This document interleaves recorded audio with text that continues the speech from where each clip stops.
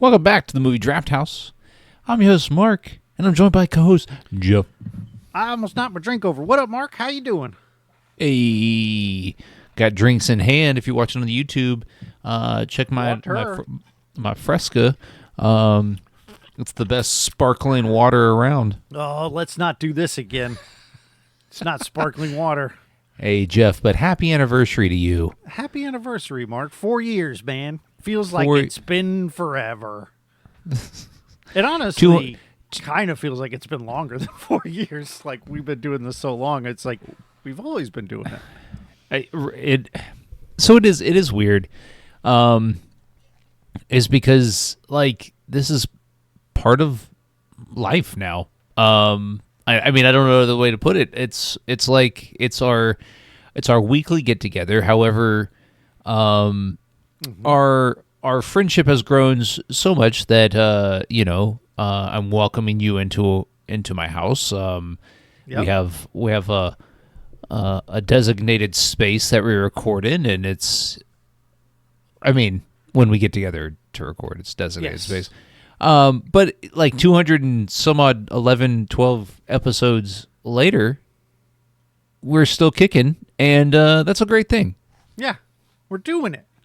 We're doing it. So, Jeff, what is the theme this month? Well, the theme this month is Draft-A-Theme. We're taking a break from our year-long theme of 1 degree of separation. That'll resume here in July. But for this month, as we do celebrate our anniversary, we draft a theme. We look back over all the themes we've done before, and we pick one and get a movie that applies. Just give us a lot of flexibility and a way to celebrate where we've been. And this week, Mark selected the theme written and directed and starring, which was the theme I was going to do, but he beat me to it. All's fair. But he chose Unforgiven from 1992. It runs for 2 hours and 10 minutes. It's rated R. It's not written, but directed and starring Clint Eastwood. Also has Gene Hackman, Morgan Freeman, Saul Rubinek, and I think that's all your major people. Yep. Yeah. Frances Fisher, she looked familiar, but English, the guy who plays English Bob, he also looked familiar. His name is Richard Harris. Well, and I don't know what else he's been in. Anthony James was. He just looked familiar. Yeah, and Skinny looked. Jeff, anyways, have you seen this before? Yeah, this is my my second viewing. I saw this. Did I lose? No, I'm here. Can you hear me? Yeah. Okay. This is my second viewing. I saw this a long time ago, 10, 15 years, maybe even longer.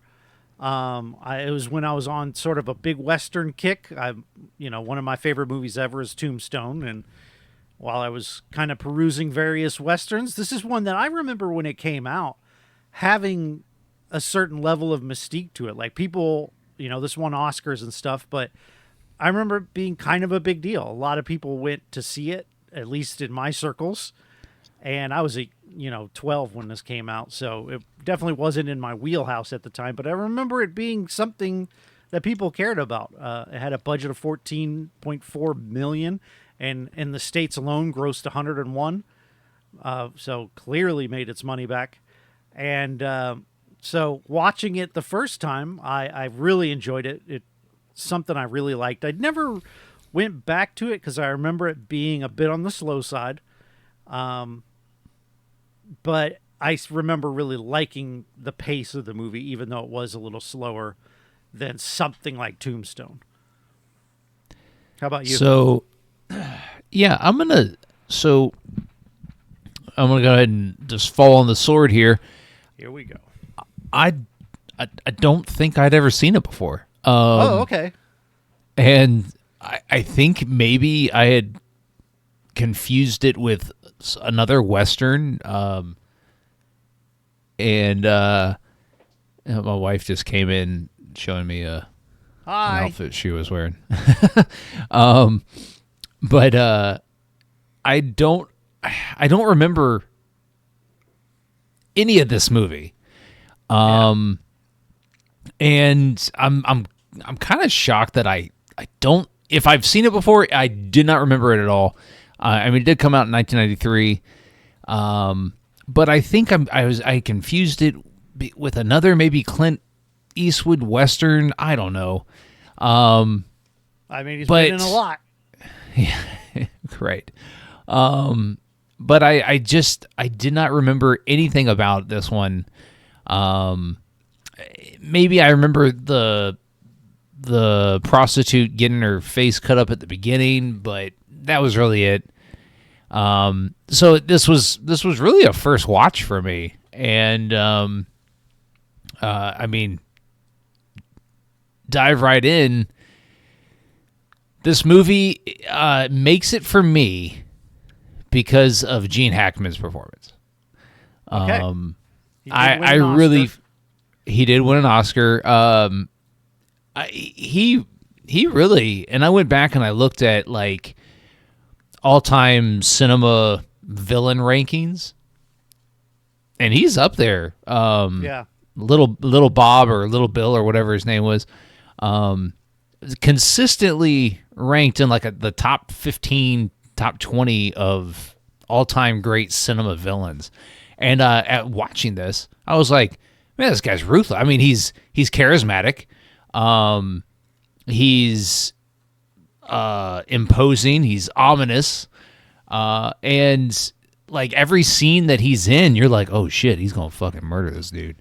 Yeah, and he's kind of weirdly morally, at points, kind of in the gray space. Yeah. It's weird, like how he is. Like he's definitely, I don't want to say he's like corrupt like the cops of old, but he has a rule of law that he wants people to be held to, and he's willing to beat the shit out of you otherwise. But he also has this weird, like, Skinny owns the bar, and Skinny's like, actually, I don't want you to beat them, I want their horses, and he kind of complies. So they're definitely not the best, most honorable police officer, but he does have a code, you know?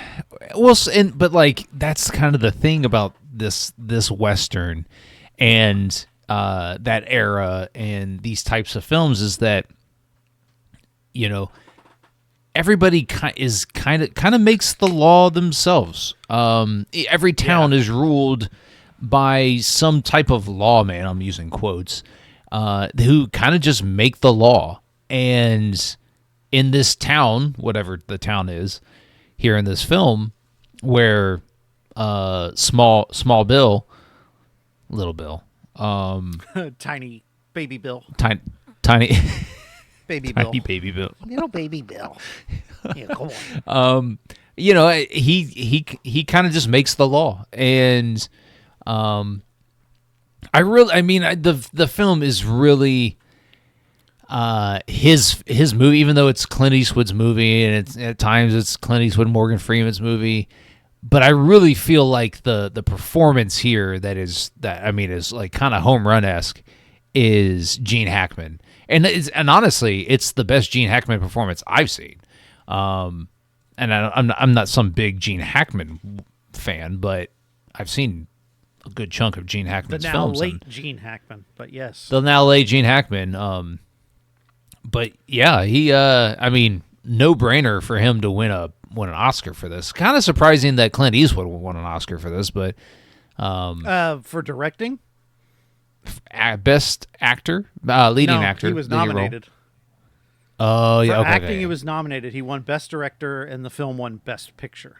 Yeah, it's not surprising the film won best picture, especially in '93. His nomination is kind of interesting for me, is because I feel like he's just playing Clint Eastwood. Like, I mean,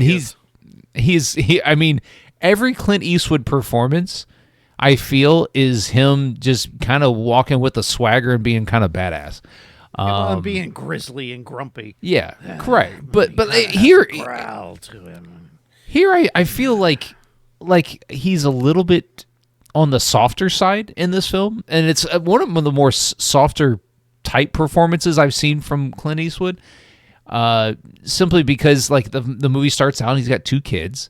He's on a farm. He's raising his two kids by himself, and then the scene where the prostitute with the cut up face is kind of looking after him, and he's like, hey, I don't want to sleep with you, but I would sleep with you if like I wasn't trying to murder these people and I didn't have this lady at the house that's watching over my kids, and it's just like a softer type performance that I guess I'm just used to seeing from Clint Eastwood. Yeah. But like the movie really doesn't hit the home run for me until the last 15 minutes. That's when Clint Eastwood gets to be the badass Clint Eastwood. And yeah, up until then, I was just kind of like, oh, this is kind of a slog. Every scene that didn't have Gene Hackman in it, I was just like, oh, this is kind of a slog. The young kid that they've got with them, he's annoying as fuck. I was ready for that guy to get murdered. Yeah. Like I was like, oh, shoot this motherfucker, just kill him. Who cares? Kill him. What about you? I really enjoyed it this time. I liked all the acting. I mean, the kid was annoying, but he was meant to be. And I didn't, when he had his moment after he killed that guy and he was kind of feeling remorseful, I was kind of like, fine, I kind of knew that's where this was going. But I like Clint Eastwood in this. It is what he does. It is what he does best, and that's what we signed up for. So I was fine with that. I thought the story actually was a lot more denser than I remember. I felt like I remember a lot of this. There are things I didn't quite remember. I thought there was a lot more of him being on the farm, and doing farm shit. And I seem to remember someone coming and killing his family, and that's why he went on a revenge trip. That's what was in my brain, and then it didn't happen. And so I'm like, okay, I'm definitely misremembering some things. The things I remember vividly is the shootout at the end, because it's awesome. And just the way he turns back into this guy, because the whole time he's sort of fighting his past. He doesn't want to be evil anymore. He wants to honor the memory of his wife. And once they kill Morgan Freeman, he changes, and you can tell the moment he changes, because the whole time he's turning down alcohol. He's not a drinker. He's used to be an alcoholic, or as an alcoholic, so he chooses not to drink any further throughout the whole movie. Then he learns that Morgan Freeman's dead. He grabs the bottle and nonchalantly drinks it. There's no pausing to consider what he's about to do. And that essentially turns him into the guy again. So what we see at the beginning is this washed up sort of bad guy. He can't really shoot very straight anymore. He can't even get on a horse half the time. And then once he starts drinking, he kind of gets all of that back. His nerves go away, and he just settles into his base self. And it's really cool to watch. And the finale's really excellent. And so I'm still very high on Unforgiven. I still really, really like it. And Gene Hackman is incredible, right? He's likable, hateable. He's Gene Hackman. I know you say not super familiar with him, but I think in a lot of ways, this is kind of the Gene Hackman that we get. He's just something likable about Gene Hackman, even when he's being menacing.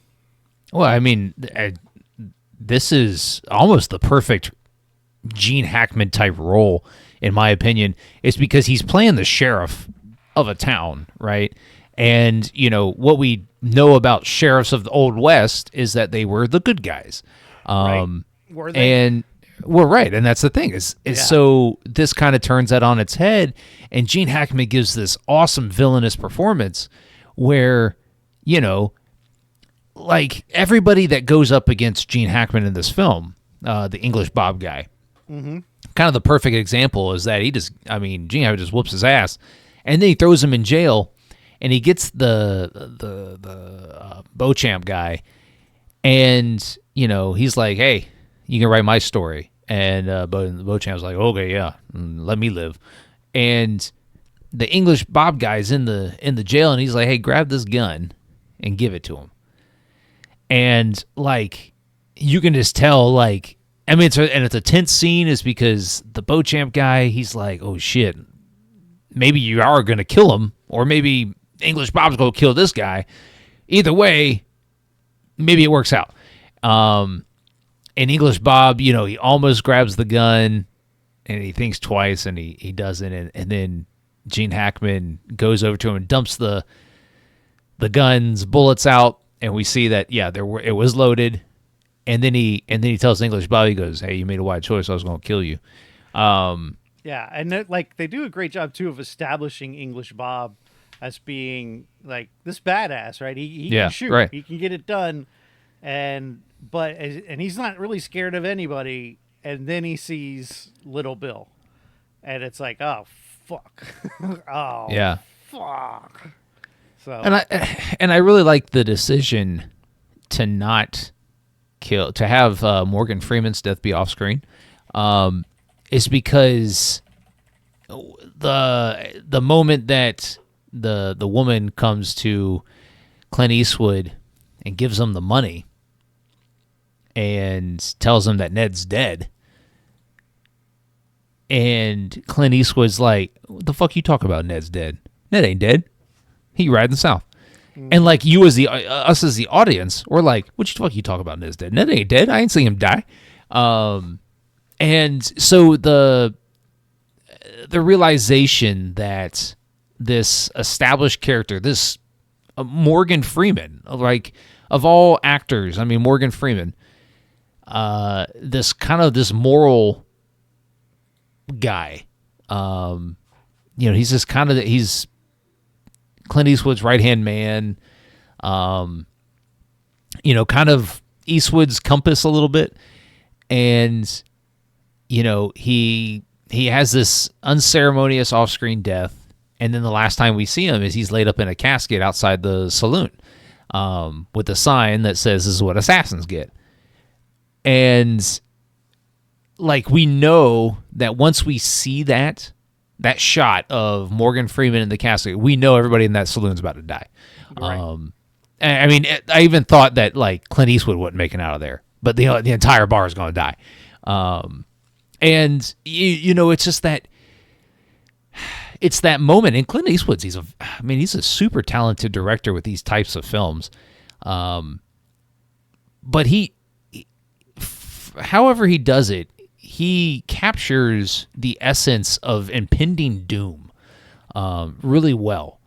Is because the second he walks into that bar and Gene Hackman's kind of given the speech, and then he turns and Eastwood's just standing by the bar with his rifle.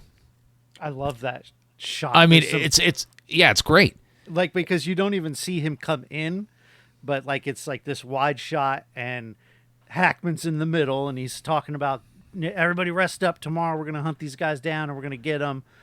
And you see his shotgun kind of come into frame. You don't see Eastwood, and that's the oh shit moment that kicks so much ass. And when in that scene at first, where he points the gun at the bar owner guy, and like I'm like, how's he gonna get out of this? I mean, there's like 20 people in this bar. Like, they all got guns. How's he gonna get out of this? And then he blows that guy away, and then it's Hackman's turn.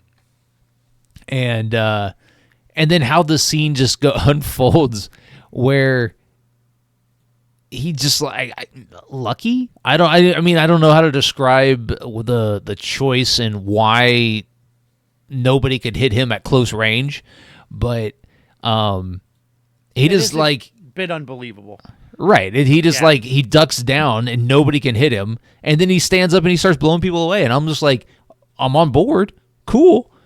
And I wonder if that was like kind of this white knight savior moment in this film, where old Western, they had these white knight characters that always prevailed. It didn't matter what it was. I mean, you can go back to westerns. You know, they've been making westerns for 100 years now.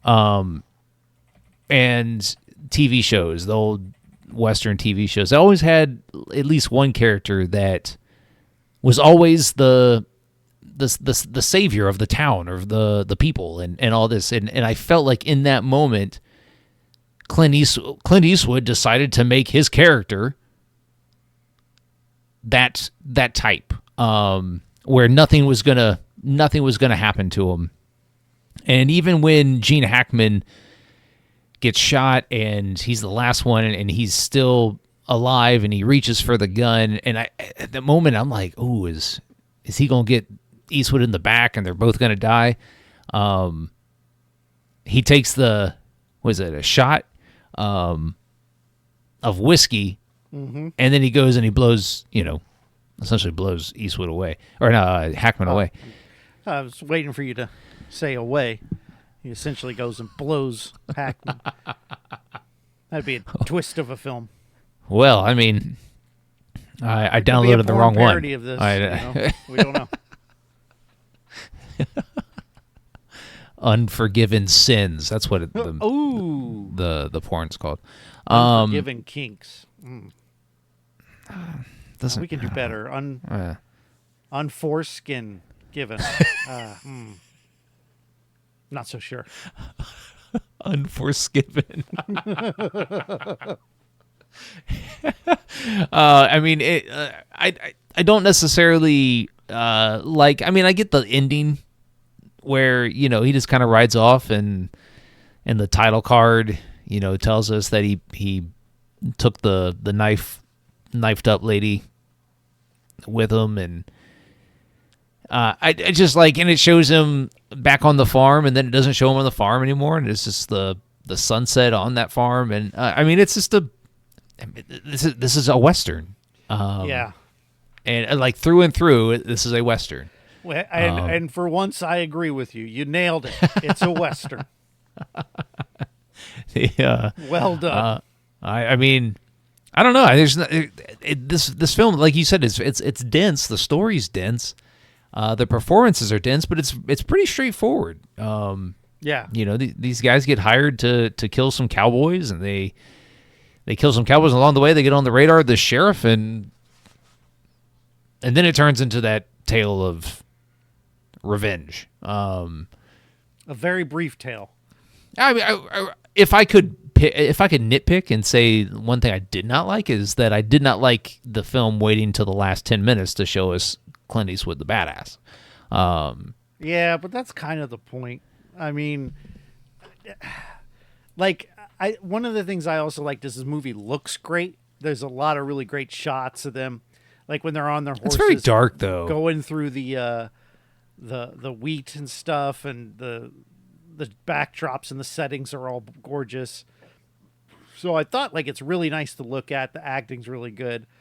It honestly probably could have been a little bit shorter, but overall, I still really like it, and we'll watch it again in another 15 years, maybe. So, Jeff, do you recommend this one?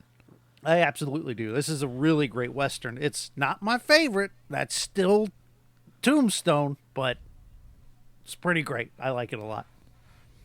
Yeah, I think my favorite Western is Back to the Future 3. I believe we've had that conversation. We have. But I also am going to recommend also a this. Western. I'm willing to give you that, despite the time travel. It's 100% a Western. What are you talking about? Absolutely. I'm agreeing with you. You shouldn't be willing to give me that. It's established. It's a Western. Okay. Anyways, I too am going to recommend Unforgiven. I'm a big Clint Eastwood fan. I haven't seen all of his shit, but everything that I've seen him in, I've really enjoyed. I enjoyed this one, even though I thought I had seen it, but I probably hadn't. And really great Gene Hackman performance. It makes me want to go watch some more Gene Hackman bad guy roles. Awesome. His turn in Superman Returns? No, that's not Gene Hackman. Gene Hackman's the original Lex Luthor. Never mind. God. Fuck. Oh, but I will say I'm watching. Did you just confuse him for Kevin Spacey? No, definitely not. They're very different people. One is horrible, and the other is Gene Hackman. But I'm watching Clint Eastwood's first directed and starring film called Play Misty for Me, where he has a stalker. So, giving that a go in my personal time. What year is that from? 70. I mean, it's before your time. That's true. But I'll see if I can. It's his earliest one. It's like 71, maybe. Yeah, it's any film before 1990, it didn't exist to me. 71. Damn, I'm good. But yeah, I too am going to recommend this one. Jeff, what are we watching next week? Well, next week it's Serial Killer Week. This is actually a movie I had on my short list way back when we started the podcast, but we just didn't get to it, and that's okay. But now we're going to watch My Friend Dahmer. It's an hour and 47 minutes from 2017, and it really doesn't have a lot of big names. I mean, Anne Heche is probably the most notable, and Alex Wolff has kind of become a little more notable. But it's based on a graphic novel by the same name, which I have read and is pretty good. And I've seen this movie probably twice now. So it is something I'd like to get your take on. I do want to set the stage. This is not a murdery movie. This is essentially the high school years of Jeffrey Dahmer, and it leads right up to when he meets his first victim. So I don't want you to go into it thinking you're going to get to see him kill a bunch of people. Yeah, this one, it hasn't. I mean, I knew it existed, but like I've never sought out to see it. So I'm excited. Like I'll watch anything once. I'm not sure. Is it accurate? I don't know. It is. Based, I don't know enough about Jeffrey Dahmer to know if I'll get into it for the next episode because I know a lot about Jeffrey Dahmer, and I know a lot about the comic that it's based on, and but we'll get into that in next week as we watch the film. Yeah, but what you can also do is hit the subscribe button if you're watching on YouTube, so you don't miss any future content right here on the channel. And if you want to follow the podcast on all your favorite social media platforms, we're on Twitter, TikTok, Instagram, right here on YouTube. So give us a like, follow, and a subscribe. Catch us everywhere you get your stuff. Jeff, tell them where they can get your stuff. Oh, you can find my stuff in the bottom of my toilet. And actually, I've got a couple podcasts you can listen to, too. One's called Chronologically, where we go through the full filmographies of some of cinema's greatest creators. Right now, we're working through Tarantino's movies. And also, All Things Being Sequel, where we look at long-running series. And we're currently working on It's Alive, and our next season is going to be on Three Ninjas. So prepare your buttholes for that. Strap in. I'll be honest. They aren't bad movies. I've seen far worse on this podcast. You know what? At some point this week, I'm going to watch the original Three Ninjas because it's on your Plex. But yeah, I'm just because I haven't seen it since I was a kid. I hadn't seen it since I was a kid. If you grew up with it, it'll probably hit you with a little bit of nostalgia. Yeah. It'll be. I remember one thing I remember about those Three Ninja movies. Or the only Three Ninja movie I think I've seen is the Mr. Miyagi guy, training them with the dummy that has the nose that lights up or something when they hit it. Yes. That's the only thing I really remember about that movie. And since you've been talking about it since the past couple episodes, I've been like, damn, I need to watch that movie again.